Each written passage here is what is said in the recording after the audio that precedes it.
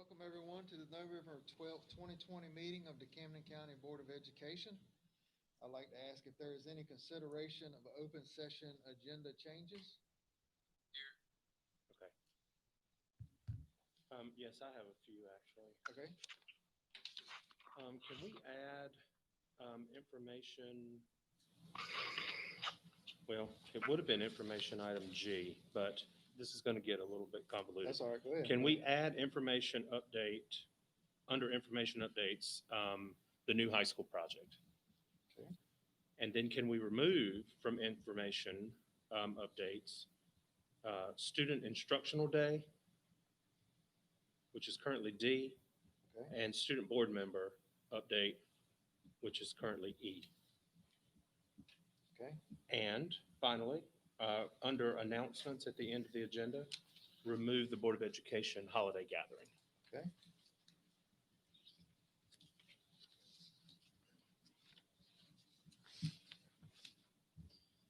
Does anyone else have any other agenda changes? Seeing none, I'll entertain a motion to accept the agenda as amended. Motion by Ms. Adelett that we accept the November 12th, 2020 meeting agenda of the Camden County Board of Education as amended. Seconded by Mr. Purcell. Is there any further discussion? All in favor say aye. Aye. Opposed? Motion carries. If you would please represent a moment of silence, please.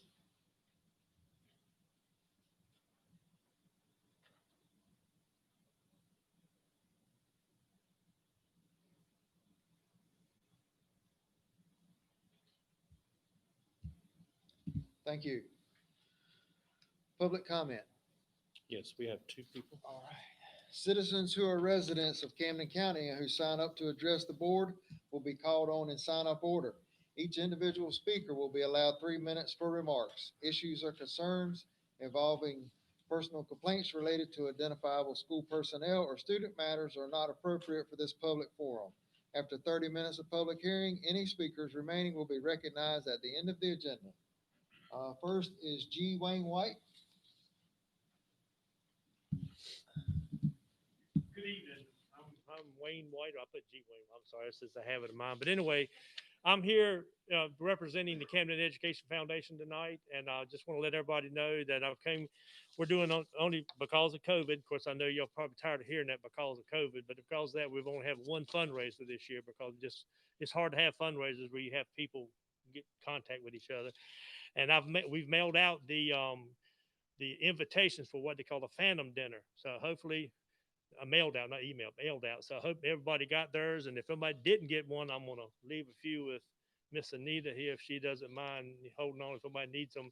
And what this is just you go out, instead of going out and eat dinner one night soon, you just don't go eat that night and send us the money you would have spent for dinner that night. That's basically what it's all about.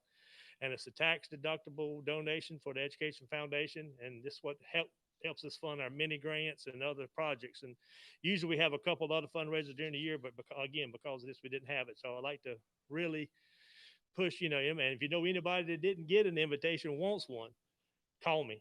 I'll hand deliver the invitation. We need all the help we can get this year. We really do. Just like everybody else that's asking for money, I'm sure. But we need all the help we can get this year. But anyway, I'll give these to Anita if anything else.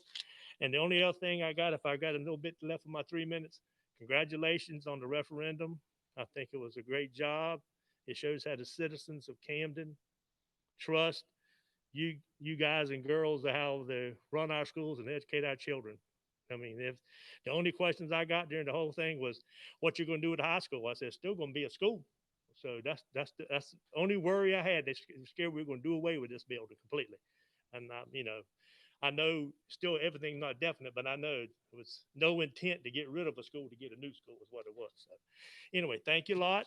I'll give these to Anita, and God bless. I'll watch all y'all do. I've been there. I know how it is.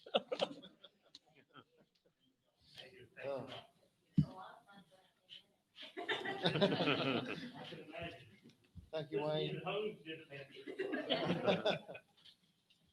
Thank you for that, Wayne. We appreciate it. Daniel Beals. Just bear with me. I'm not much for public speaking and usually in the back of the room. But I just wanted to address there are many students right now that are seeing failing grades on their report cards, many for the first time, not due to not understanding the coursework, but due to not being able to find their assignments.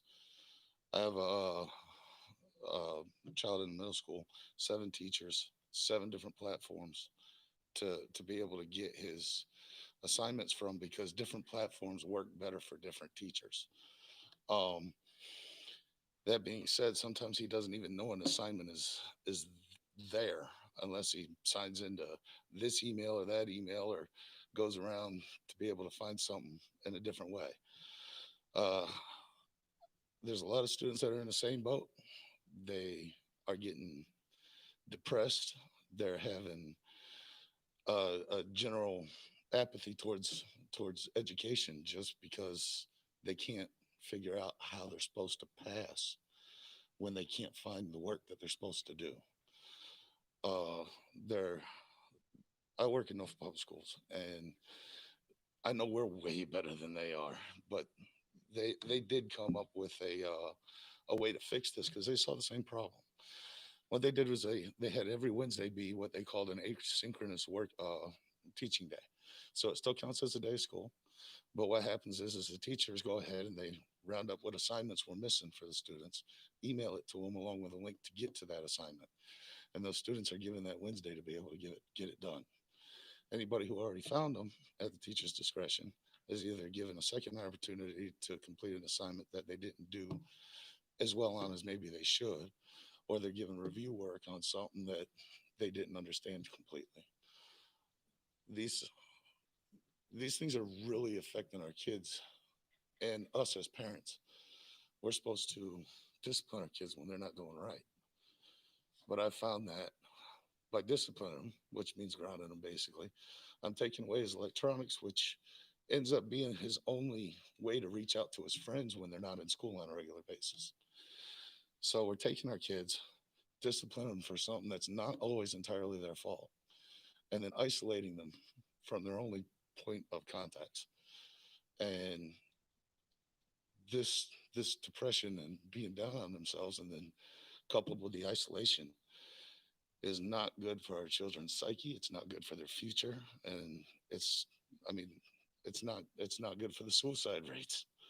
It's something that I think Camden County could very easily and should address, and I would like to see some form of acknowledgement of that issue and find out how we can best address that for us.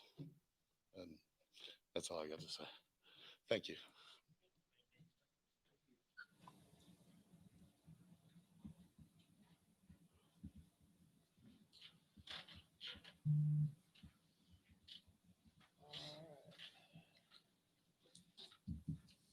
That concludes our public comment.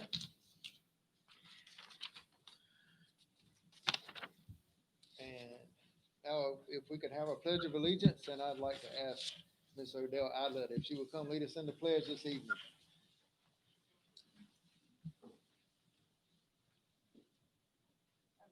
Allegiance to the flag of the United States of America and to the republic for which it stands, one nation, under God, indivisible, with liberty and justice for all.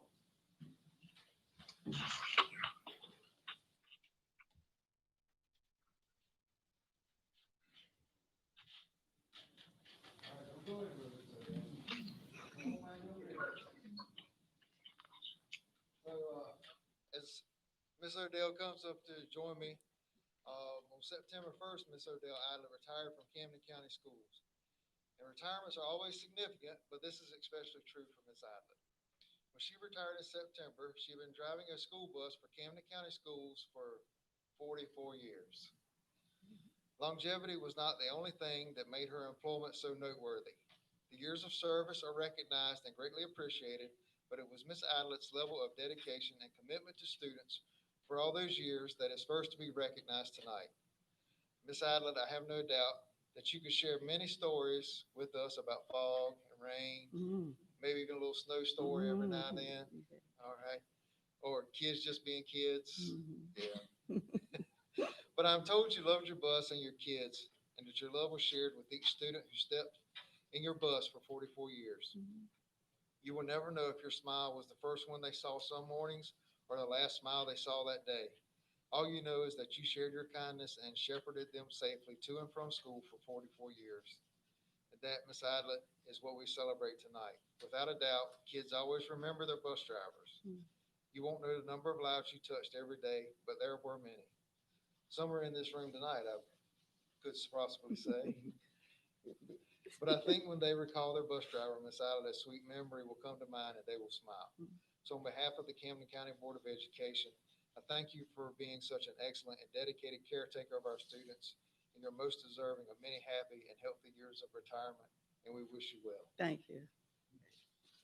So for that, we would like to present you with a certificate of our board spotlight tonight from the Camden County Board of Education. Presents this certificate to Odell Idlet for outstanding contributions to the Camden County Public School System, given this 12th day of November, 2020.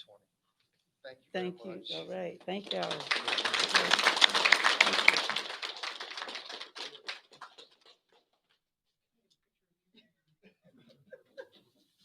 Yeah, he's one of our students.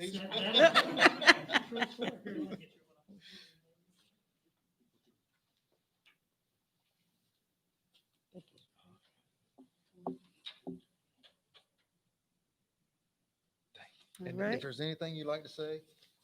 I just thank each and every one of you for recognizing me. And I really have enjoyed driving the bus for those many years. And I don't think it was over 10 times that I have missed from driving the bus. I've been there about every day, except those about maybe close to 10 times not driving. But I was dedicated to my job and I loved the children. Thank y'all again. Again,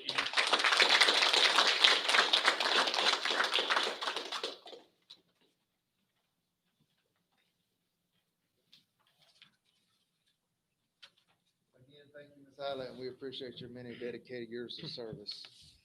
Dr. Farrell, open session to appear. No one has requested. Thank you. Consent agenda. Before anyone makes a motion, I would like to make amendments to our October 15th meeting minutes on page 9042. The last sentence of the first paragraph needs to be struck. And page 9043, the next to the last paragraph, the last sentence needs to be struck.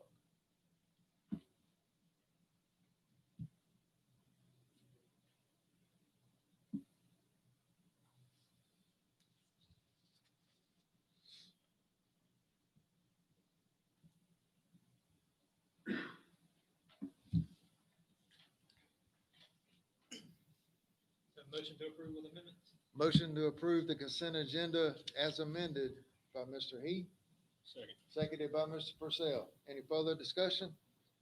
All in favor say aye. Aye. Opposed? Motion carries. Information updates, Coach Harley and Coach Bates, CCHS and CMS athletic plans.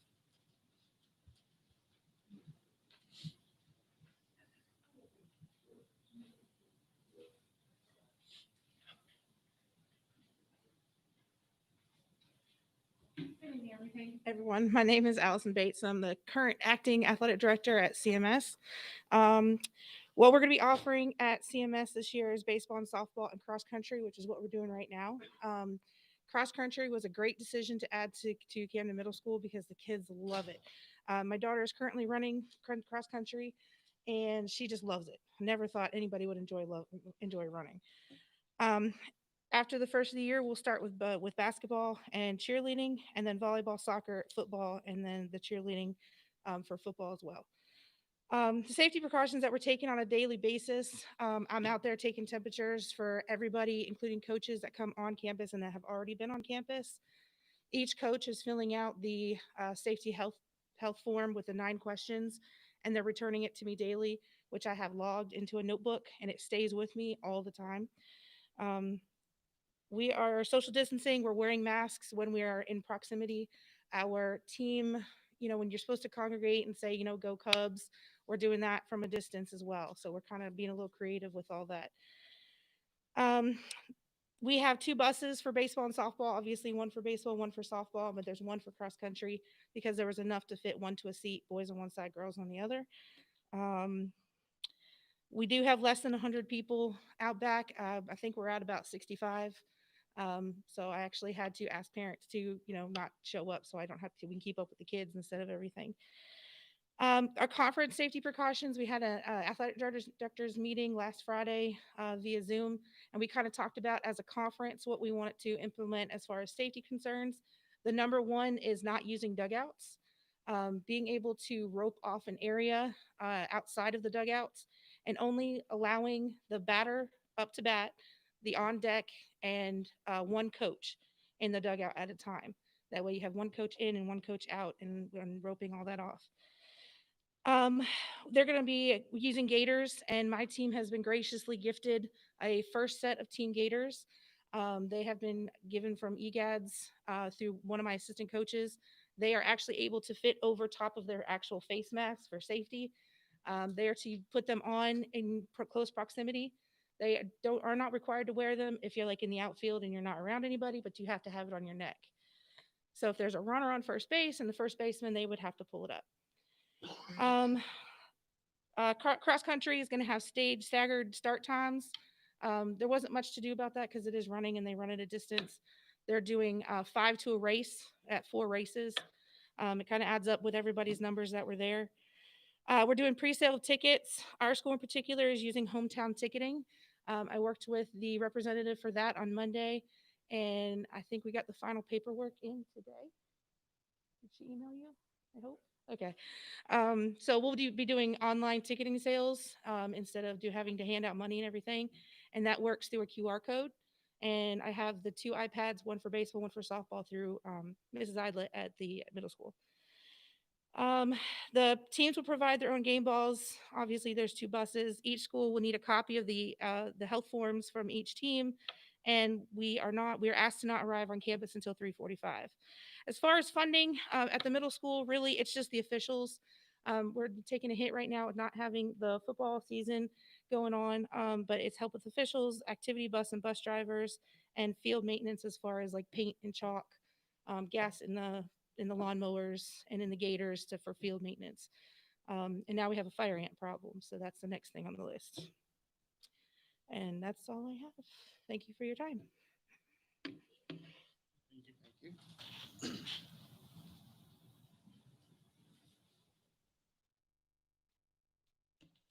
How y'all doing?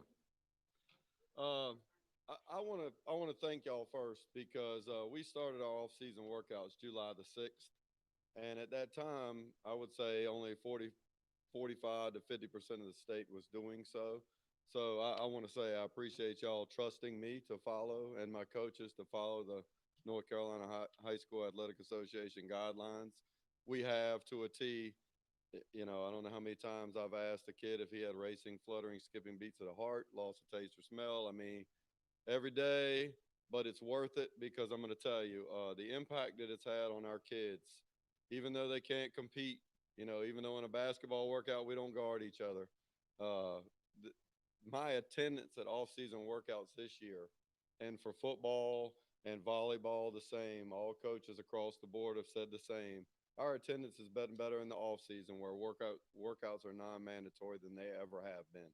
And I think a lot of that is having to sit at home, they're valuing it a lot more. So again, I appreciate y'all trusting us and allowing us to do this. We've only had the one positive case in our boys program, and they traced and did all that. But the 2 sports that young man was involved in, I just shut him down for 2 weeks to be safe because we weren't really close to the seasons anyway. So, I mean, we've been blessed so far. Currently, I mean, the High School Athletic Association right now is very fluid. In the last 3 days, 3 different things have come down. When the governor spoke, obviously he lowered the numbers 25 to 10 inside. Next day, our commissioner, Q Tucker, came in and said, that's not going to affect y'all in athletics in the gym. You can keep your 25 in the bleachers for a game.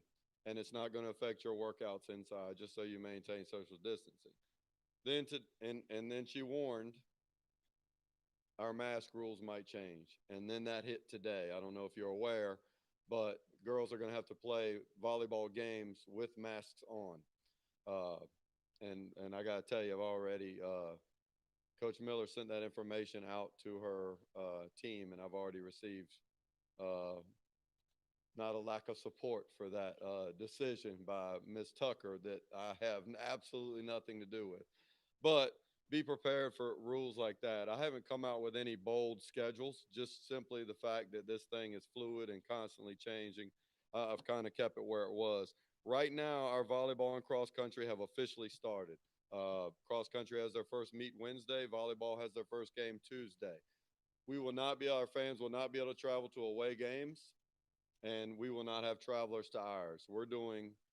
There's 10 volleyball girls on the JV, there's 10 on the varsity. I'm selling 2 tickets per family, pre-selling passes for the year, and we're going to mark spots in the bleachers, 25 of them, 2 sections.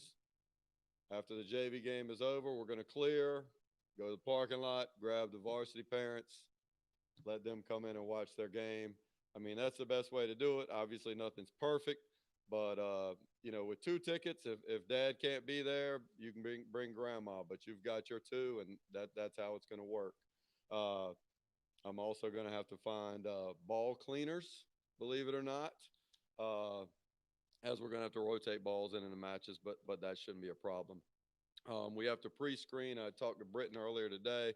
We have to pre-screen bus driver, all the kids, coaches before they hop on the bus. They have to take that form to the visiting team. And like I've said throughout any complaint I've gotten, I mean, do you want to play? I mean, at the end of the day, I mean, I'd play basketball with a helmet on if I had to play. Hey, I want to play. So I'll make the adjustments I have to make. Cross country, the rules have varied a little bit. Your start finish line has to have a certain more amount of space than usual. A lot of places you finished in a pathway, whether it's a nature trail or what have you. Now the space has to be 100 meters wide, and we've got to funnel teams off as they finish. Again, not difficult, and the state limited the number of kids that could, compete for each team. Men's and women's basketball, men's soccer, and football continued all-season workouts, and as I said, they've been a success. Swimming starts on November 23rd, the week of November 23rd. We're still working with the YMCA on that. How it worked before, there'd be 4 or 5 kids per lane in practice working on their strikes or whatever, and now you can only have 2 people per lane. So we're still working on that. I had a meeting last week with the Y. That sport is going to be tricky. Basketball, boys and girls basketball official tryouts start December 2nd. To be perfectly honest, under the current guidelines, I find that that's very ambitious to be able to start an aerobic sport that's considered high risk by the National Federation December 7th. Could be tricky. Our area, Dr. Miller at Centera, who and many of y'all, if y'all have had children that played sports, y'all probably met him. He's great, but he's come up with the Albemarle area. They supply our athletic trainers also, Centera does. And he's come up with a return to play plan for positive COVID tests, much like concussions. I actually shared that with Dr. Farrell. It's a lengthy process. In addition to your 14 days, you would have an 8-day test your heart, work with the trainer, much like if you got a concussion. That's tough. My concerns that are going to affect everybody, and Coach Bates mentioned it. Finances for us are going to be, it's going to be a difficult year. You guys pay for our coaches' supplements and our buses. Everything else we do is based on gate receipts. Well, if I can get my volleyball is going to pay for the refs. All right, if I can get those 25 fans in the bleachers, it's going to be tricky in the other sports. If only 25 fans can come to a basketball game, or even if we empty it, it's going to be very difficult paying for officials for that. And I got a breakdown I'm going to share with y'all when I'm done. I'll just kind of drop a copy on your desk. But in a typical year, we spend over $22,000 on officials and security. Now, our security costs could go down some, to be quite honest, because if you only have 25 fans, we don't need, we don't need 3 security people in there. But that's a big hit for us. Um, we still haven't paid for our helmets for this past year because we're still missing some that are in Mexico. But that's something that you send out every year. We have to send our helmets to be reconditioned, tested, veto some, you know, and that's about 4,000 a year. The swimming pool lane fees go from 2,000 to 3,000 a year, and then again paint and chalk. So this could be a tricky year, and as I've shared with Ms. Davis and Dr. Farrell, and I think I was talking Christian that one day, we're gonna make it through this year. I've got enough in an emergency account. We've got enough in concessions, which we probably won't sell concessions this year because the only ones that make money are popcorn anyway and hot dogs, and that would be loose, and we can't handle that stuff. And with 25 fans, we're not buying much anyway. And the state is saying you got to stay in your seat. So, with our 3 combined accounts, I think we could survive this year, but the startup for next year, if we're free from this, will be close to impossible where we are. So I hope we get to play all these sports they're talking about. I hope we get our 14 games in basketball and our 14 games in volleyball and soccer and baseball and all that. But if we do, we might need a little help. So I'm just going to give you a heads up. Do y'all have any questions for me? And the current guidelines are changing, and it's a Google Doc on the North Carolina High School Athletic Association webpage, and it's 48 pages of breaking down each sport, how we're going to do it, things such as that. Again, if you want to take a look at that, it's on the North Carolina High School Athletic Association website. That'll answer a lot of questions about how matches will be run and things like that. And please don't hesitate to email or call me. I'd much rather answer your questions than a mama asking if I'm gonna argue and what we're gonna do about playing and things like that, because those are tricky ones, because I don't have a lot of control. But any questions? No? I have one, Coach Harley. Go ahead. One of the presentations we had for the school board conference this year, well, every year, but Q Tucker hit a little blip on the new realignment and how they're kind of changing the structure of that a little bit. Could you? Oh, I can, yes. And again, I don't know that our community will be real happy about this. Realignment is next year, which means we'll go into a new conference. Do I totally agree with doing that during a year like this? No, because we won't know our conference until, probably April. And in years past, we've known during the winter who was going to be in our league in the fall. Now, there have been some changes. Realignment in your classification, 1A, 2A, 3A, 4A, that used to be determined solely on your enrollment. Okay, your ADM, average daily membership. Well, to try to equal the playing field, in their opinion, they've added a couple factors to that. So, for example, now it's going to be, and they're not equal, but your attendance is going to come into play, how successful you've been in Wells Fargo Cup standings, which is basically how good your whole program has been. So, if you came in first in softball and second in volleyball and first in cross country and first in cross country, you've probably got a pretty good standing as far as that goes. And then finally, the third factor, and the one that affects Camden County the greatest, is free lunch. What is the initials? Your ISP, okay, which basically breaks down the demographic, the economically in your community. Well, our ISP is the lowest in the state of North Carolina. We have the lowest free lunch rate. So with all that being said, that's not going to work for us when it comes classifying us. So be prepared. We are going to be 2A in sports next year. And we'll actually be 2A, and schools with more people than us will be 1A.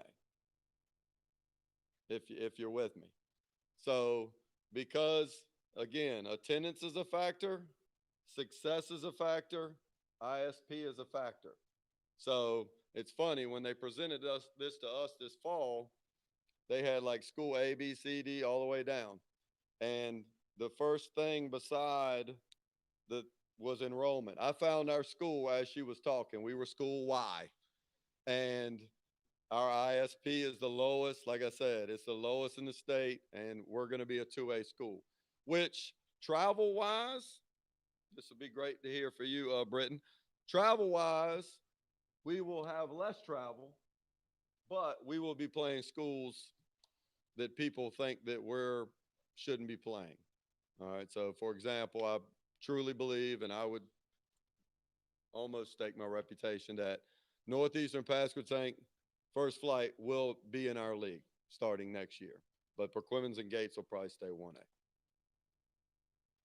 It is interesting. That is interesting. It's a head shaker. That's right. It is. When I saw it, that's what I said. But I mean, was it the ADs? Is it some random? oh, because it that wasn't is not ADs. the- I can guarantee you that. It was people that aren't that involved in sports. And part of it, I'm going to tell you, there's been a big argument against charter schools, okay, playing at the same classification as 1As. Okay, so for example, we'll use Voyager Academy as an example. They have about a little bit less enrollment than us, but they're pulling, they get a 50-mile radius. People don't have to live in the district within, 25-mile radius, they can get anybody, or there's Winston-Salem schools. So in urban areas, if you can get any kid from 25 miles, you're liable to be able to make a pretty good team. And it hasn't affected football much yet because a lot of those schools don't have football, but they dominate. They dominate swimming, golf, volleyball, basketball. I mean, so the state said, okay, well, most of those schools will have very low ISPs. And they're very successful in Wells Fargo because they win so much. So let's find out a way to get them out of 1A. So they come up with this formula. Well, according to that formula, we kind of look like a charter without being a charter. You know what I'm saying? Yeah. So us and all those charters will probably move up to 2A. And then the more rural, typical rural 1As will be able to play for championships again. Was that pretty much? That was dead on? Okay.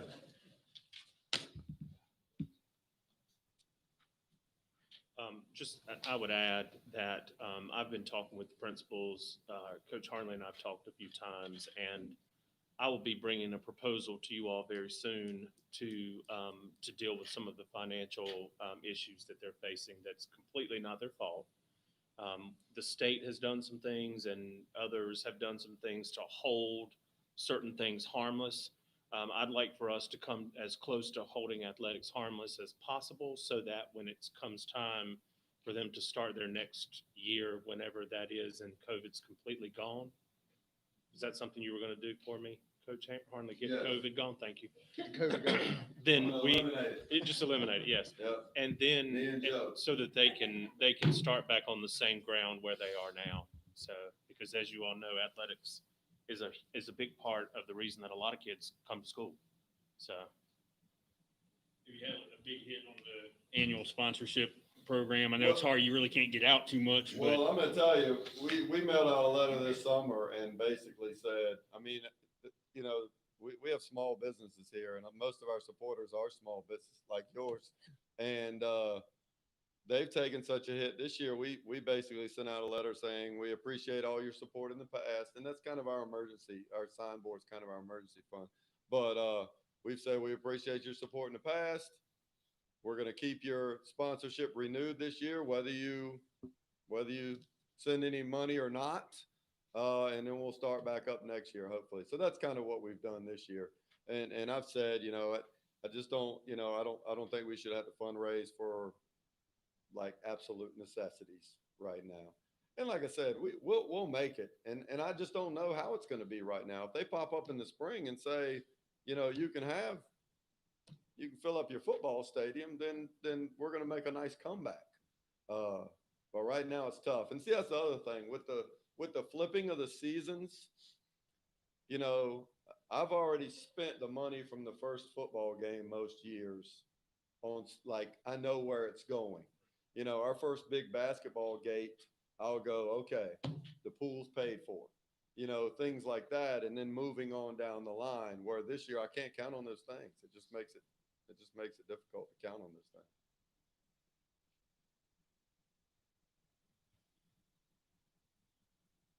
Thank you for sharing, Coach Harlan. Coach Absolutely. Bates? Thanks for having me. Yes, sir. We loved it. I'm glad you did. Most of it. I was never happy about the classification parts. Yolanda Anderson to discuss the 2020-2021 District Early Release Professional Development Plan and MTSS Year 3 update. I believe she's gonna She's join us about to via be on Zoom Zoom. on the screen behind.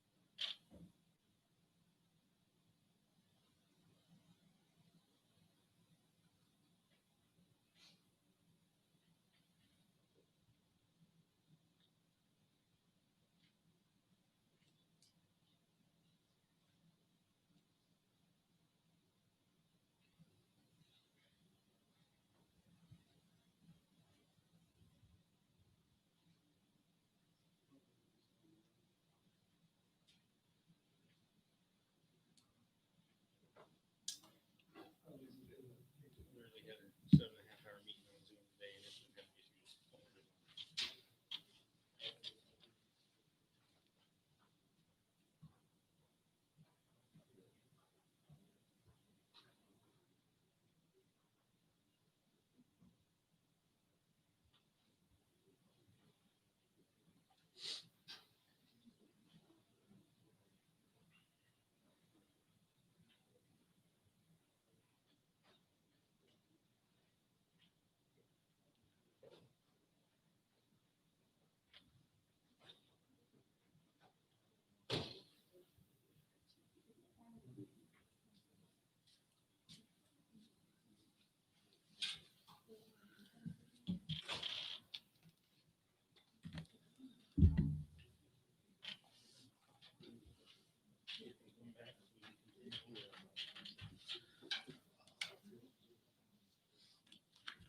So, we'll jump down. Dr. Farrell, would you like to discuss your next item?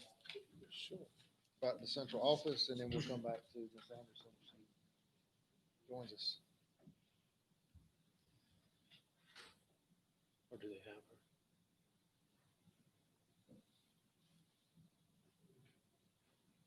Go ahead. She Okay. can wait.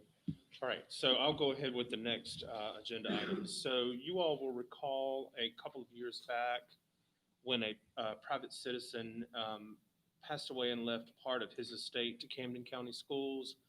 And we talked about a way to permanently honor that citizen, not with something that would be temporary and gone in a year, but something that would be more lasting for Camden County Schools. And we discussed at that time some much needed improvements at our central office.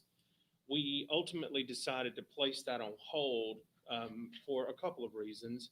The main one was we had students at Camden Early College High School without restrooms inside the facility. And another of those reasons was the safety concerns that we all had at that school, and felt that we needed to have some enclosures near the door or between the mobiles. And so both of those projects are nearing completion. So I'm circling back now to some of the issues that we have been having and currently have at our central office, since it has not been renovated since the Camden County High School Carpentry 3 class built it in the 1979-1980 school year. We do not have enough offices in that building for all of our staff to be in the building. There's no conference room or space to conduct meetings and interviews. Confidentiality is a concern that we have because of the construction of the walls. recently, if it's okay if I tell this story, our HR director was conducting an investigation, and I was off campus for a meeting, actually out of the district. And when he called, when we connected on the phone, he said, "Hold on a minute, I'm just about to be inside my truck." So he was going out there so that he could have a private conversation. And not that we don't trust the people in our building, but when you're conducting an investigation that is related to personnel, you have to keep that very confidential. So, and of course, as you know, there is no boardroom in that building. So when we were discussing this project previously, we got your permission to get preliminary plans drawn. Those have been included in your packet for this meeting. What we will do now is get those plans finalized and bring them back to the board at our January meeting for approval, along with any other information that is needed to begin working on this project. I would also add that we are, when I spoke with Mr. Lawrence about this, I said it's going to be, I've worked in schools, in multiple school systems for around 25 years. And I know, because I've worked most of those years in a school, I know that it is going to be critically important, Mr. Lawrence, is what I said to him, that we make sure we look at all of our outstanding projects at our schools before we do anything here at the central office, or at least while we're looking at doing that, so that there's a plan for that. And so we will include that in any information that we bring to you for any improvements that we have to the central office. And tonight, I wanted to just get this back on our radar and answer any questions that you have at this point, knowing that more formal information will come at the January board meeting.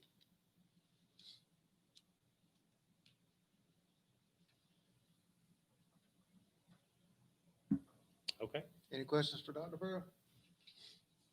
thank you. All right, we look forward to your January update.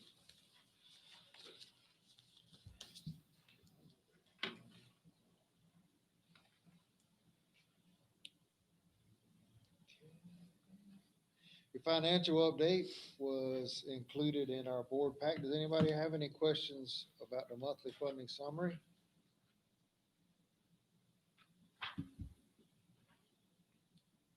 Ms. Norfleet said thank you. Dr. Farrell, your next item, you had the new high school update. Sure. So, yay for the bond referendum passing at about 73% approval. Thank you to our voters, the community, the bond referendum vote yes team.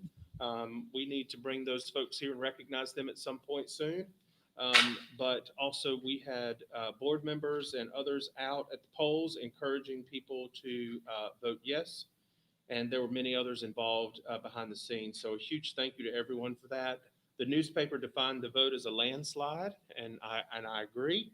And it shows that our community, as Mr. White said earlier, is that our community trusts its leadership in our board members and know that we're going to do the right thing to take care of students. So that was a really good thing. I sent a message to Rick Ott with MBCon the very next morning and just said, "Now what?" And he called and he said, "What do you mean now what?" And so we kind of talked through that. And I wanted to just kind of give you a quick few bullets. So his team is working on an updated schedule of events and timeline. And they have also now scheduled with us for early next week, us being Mr. Lawrence and me is who they've requested right now, but it will ultimately involve a much larger number of people.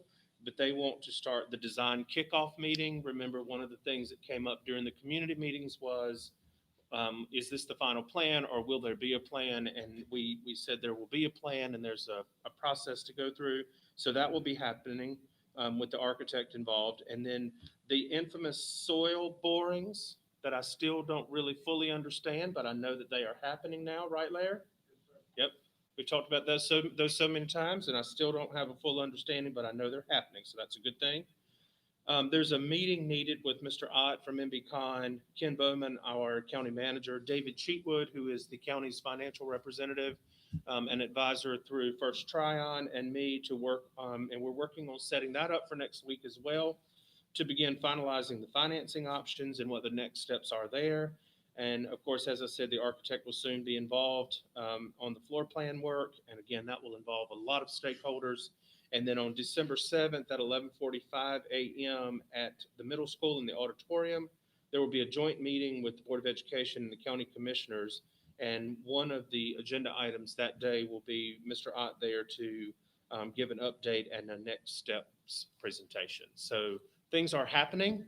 They're just not real public right now, but they should be very public very soon, and certainly on December 7th at the joint meeting.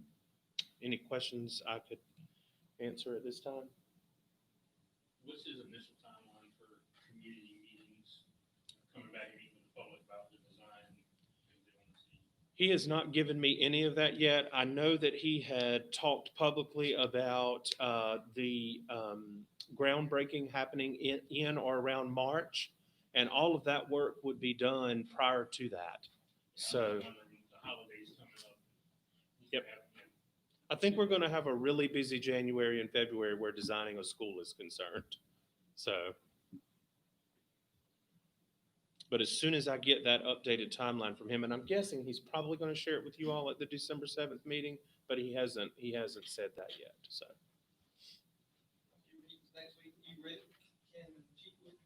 yes, I'm meeting with Ken tomorrow to finalize. So we're having a meeting to finalize that meeting, if that makes sense. So, yes.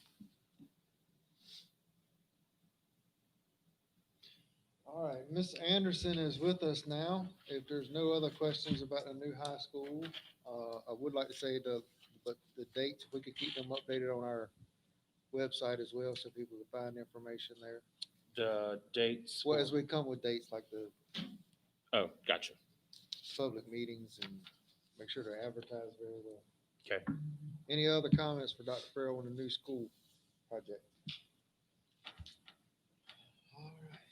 Ms. Anderson, are you with us?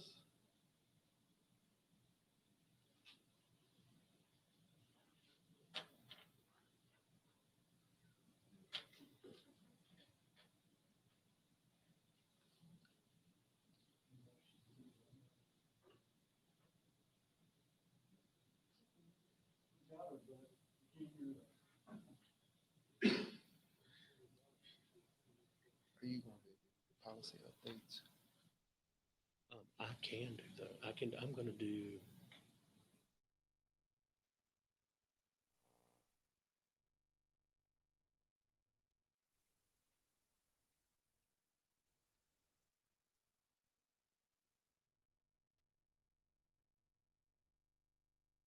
So on hold again and go to our action agenda, item A, policy 3410, testing and assessment program. Dr. Farrell is going to review that with us. So Ms. Anderson was actually going to cover that one, and so she had it in front of her, and I don't have it in front of me, so I'm going to kind of look over your shoulder here.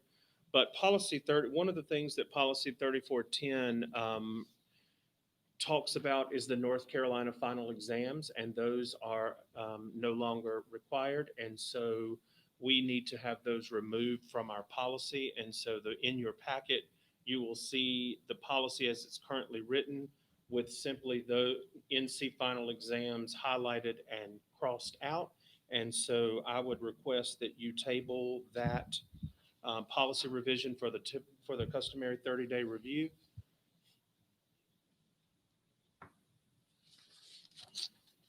Does it no longer require just for COVID or forever? Well, right now, forever is what we understand.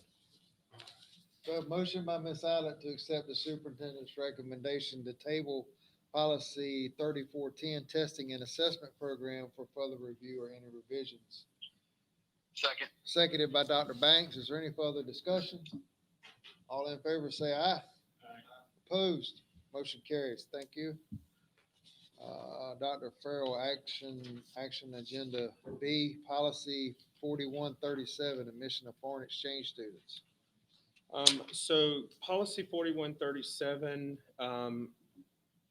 for foreign exchange students does not include, as it's currently written, anything about how we will handle the acceptance of foreign exchange students into our district and schools during a time of public health crisis. We have been contacted about, honestly, I was shocked that we were contacted and asked if we were willing to host a student. I said no, but then started really processing that and felt that we probably needed something in policy about that. So in your packet, you will see that we have added as number 7 under the policy that Camden County Schools will not accept foreign exchange students during times of public health crisis. I didn't want to use the word pandemic, but because of other health crises that could arise. And then that shifts what was number 7 down to number 8. And so I would ask that you table that policy for the 30-day review as well. Motion by Mr. Purcell to accept the superintendent's recommendation to table policy 4137, admission of foreign exchange students for further review and any further revisions. And seconded by Mr. Heath. Any further discussion? All in favor say aye. Opposed? Motion carries.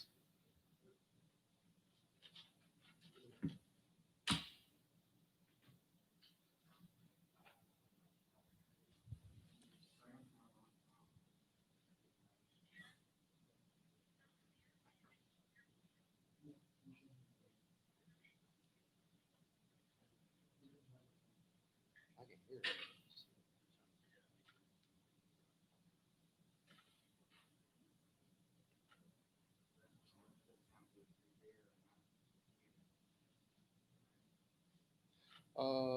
Superintendent's recommendation from closed session.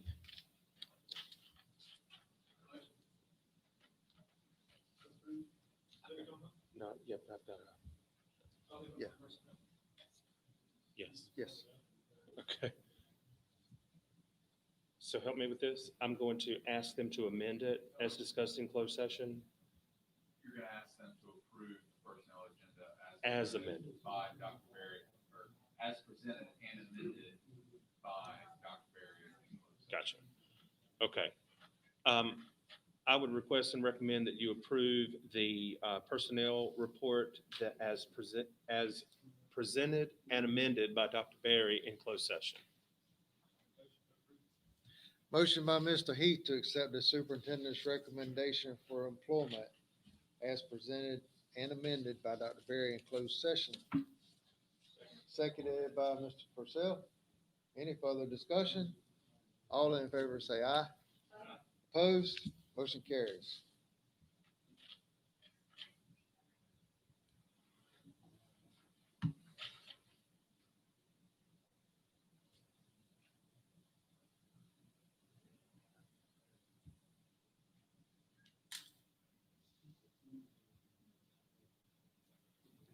We try playing through the laptop, you have the volume all this on the laptop, computer. You hear what that? She could call, Dr. Banks is on my work phone, but she could call my personal phone.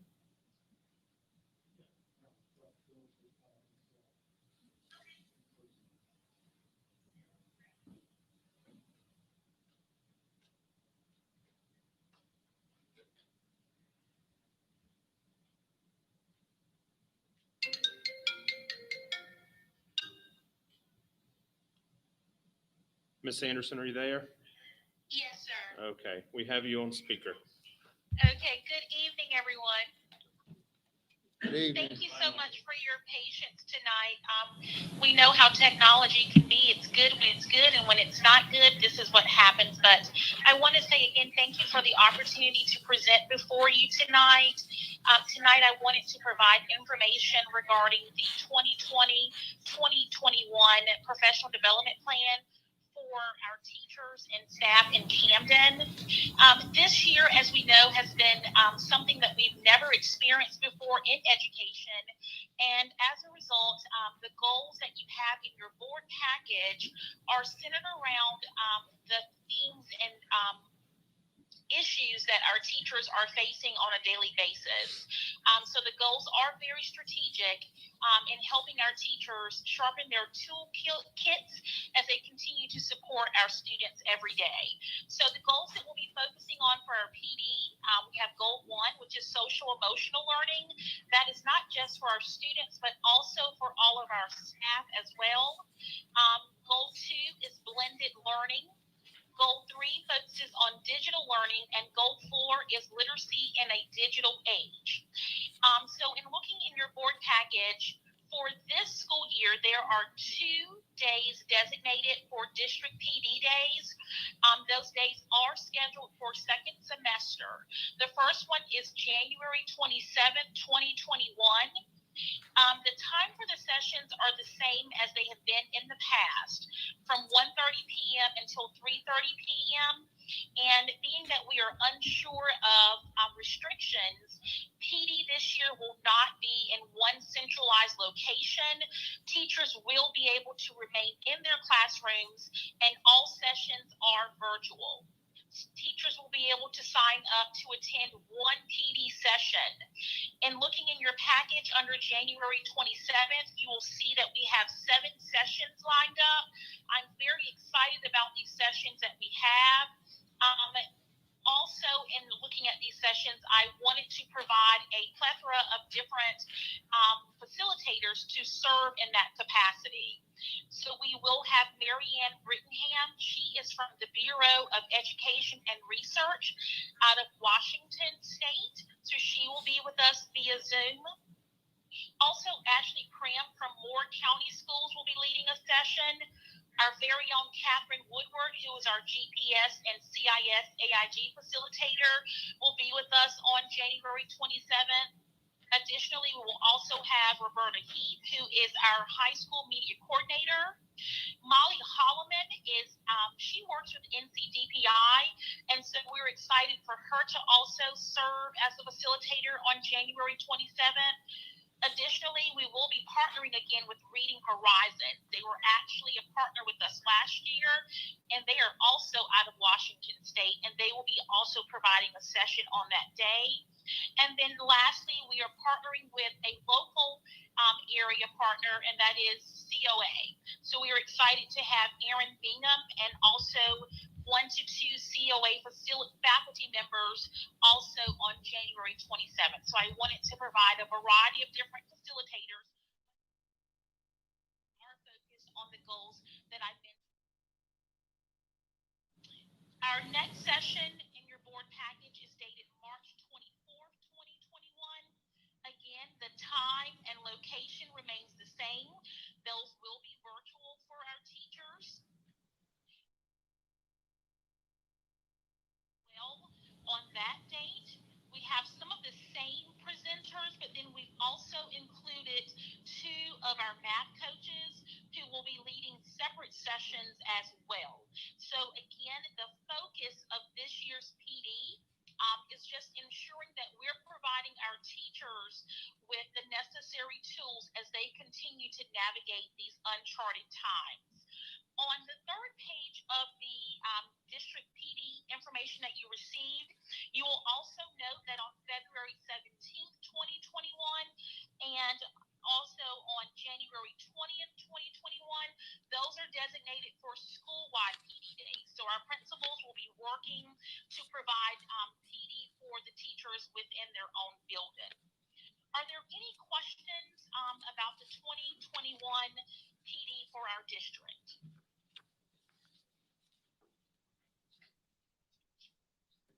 Ms. Anderson, could you also mention to them what's going on right now with the Northeast RESA conference? Most definitely. I'm really excited to announce that with the Northeast RESA conference, which started today and will finish up tomorrow, every staff member in Camden had the opportunity to participate in the SAIL conference, which we typically have to go to the Outer Banks, but being that we are still dealing with COVID, it is virtual. And there are different sessions. Some of them are similar to what we're also providing here in Camden for our teachers, but it was completely free for our teachers because Camden worked to pay one flat fee, which gave access to all of our teachers. Another great thing is the sessions were during the school day, and of course, our teachers are busy teaching. However, they will have the opportunity to go back to watch the recordings of those sessions. And then another great point is that our teachers will be able to also gain CEUs, and a lot of them are digital CEUs. Teachers also can have the opportunity to network with other attendees, and so we are just excited for this virtual conference, and day 2 starts tomorrow. Thank you. Yes, sir. If there are no questions regarding the PD, I would also like to provide information on MTSS. If we will recall, back in 2018, which seems so long ago now, we really started MTSS here in Camden County. And since that time, our schools have really risen to the occasion to ensure that we have created a framework of excellence for all of our students. So in your board package, the first page you will see, it says MTSS Year 3 District Focus. So our focuses this year are 1, ECATS MTSS. ECAT stands for Every Child Accountability Tracking System. So this system, once it's all ready, it's not quite ready yet, but once it's ready, our teachers will be able to electronically enter interventions and strategies that they are using with students who may need tier 1, tier 2, or tier 3 support. The second thing that our district will be focusing on this year is looking at a district-wide behavior screener. And then thirdly, SLD 2020 policy implementation. That did begin July 1, 2020. And just to give you a quick snapshot of what that essentially means, in North Carolina, there have been an over-identification of students being labeled as SLD. We were using the 15-point discrepancy model to determine if a student had a disability in reading and or math or speaking or one of those areas. But after much research, North Carolina came to the conclusion that we cannot use just one data point to determine whether or not a student really does have a disability. So it's really forcing all educators to go beyond just that psychological report and really look at various data points such as attendance, behavior, grades, to determine whether or not a student should be identified as SLD. Now that will require more work. However, I would like to say that because of the work that our teachers and our district and school MTSS teams have done, we're in good shape. So this won't be foreign. Our teachers will just have to document the strategies and interventions that they are using. So in your packet, and I will not read this verbatim to you, but you will notice that I wanted to provide you with 3 years of data on what our schools have been doing and will continue to do with regards to MTSS. So you have Grandy Primary School. Year 1 was when we first started MTSS, and so the team there was forming. They also had to go through some storming and norming. Year 2, they continue to work to build the MTS framework within their building, also developing supplemental and intensive supports for their students.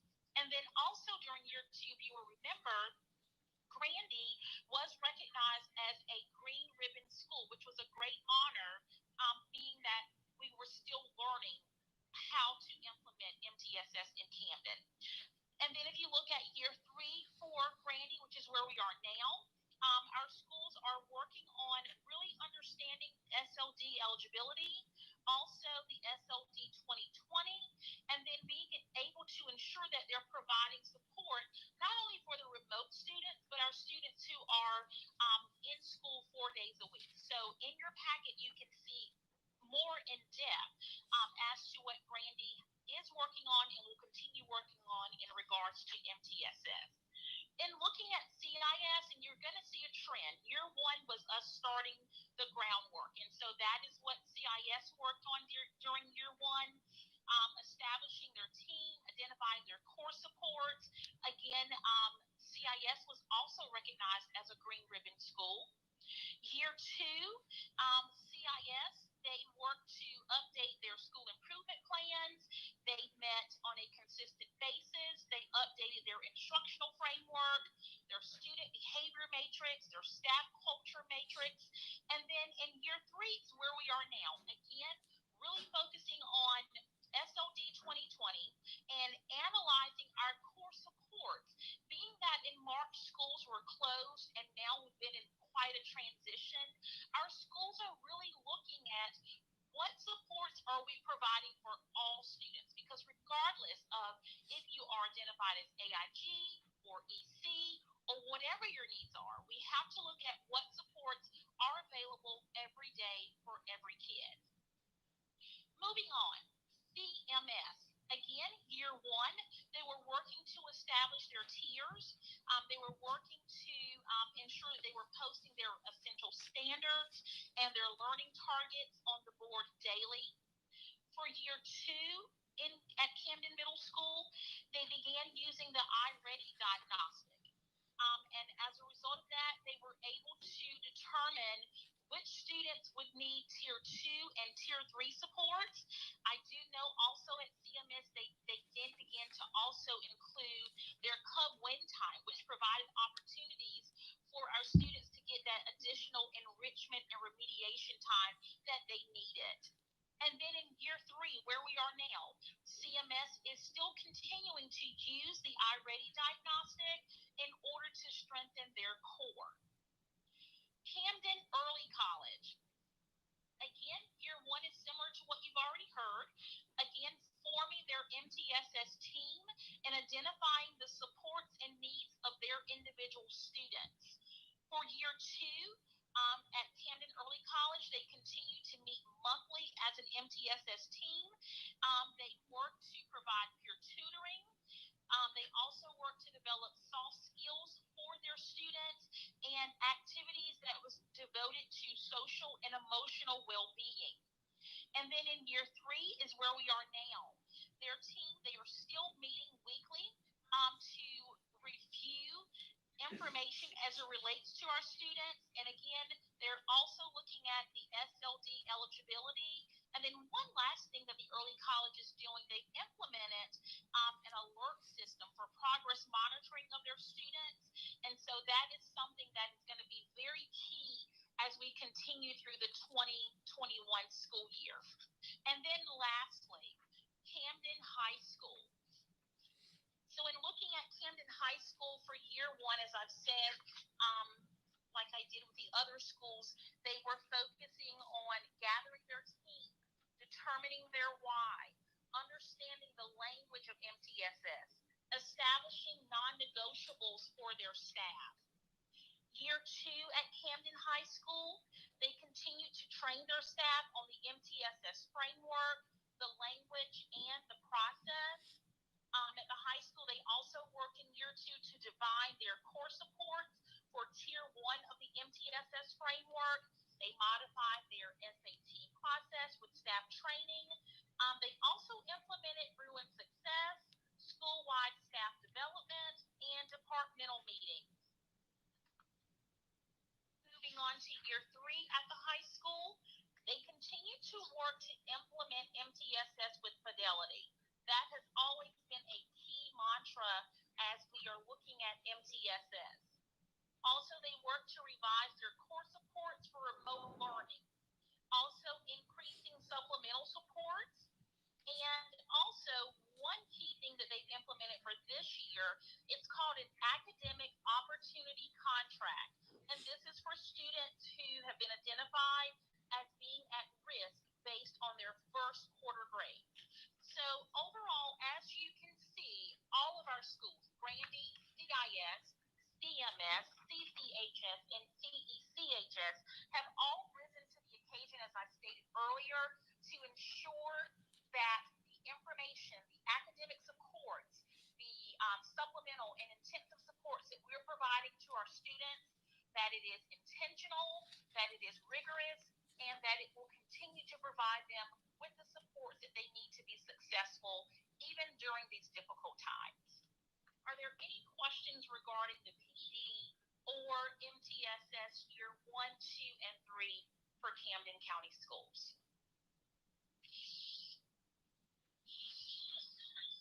Seeing none, thank you, Ms. Anderson, for your presentation. Thank you, Ms. Anderson. Do you have anything else? No, sir, and I think I'm done, but again, thank you so much for your patience tonight with technology. Have a great evening. Absolutely. You too. Thank you. Thanks, bye-bye. Announcements. All of these announcements will be for the December 7th. And that will be the swearing-in ceremony for Mr. Heath and myself will be at 8:30 a.m. at the historic courthouse. Our regular monthly meeting will be held on Monday, December 7th at 9 a.m. in the auditorium at Camden Middle School.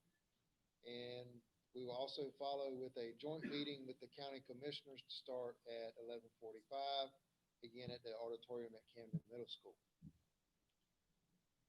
Anyone have any other announcements? Information about the swearing-in ceremony? As far as when I'm just curious, because we usually are all there, but if you said anything about having people? No, Not to us. not yet. I think they're still trying to get all the ballots counted.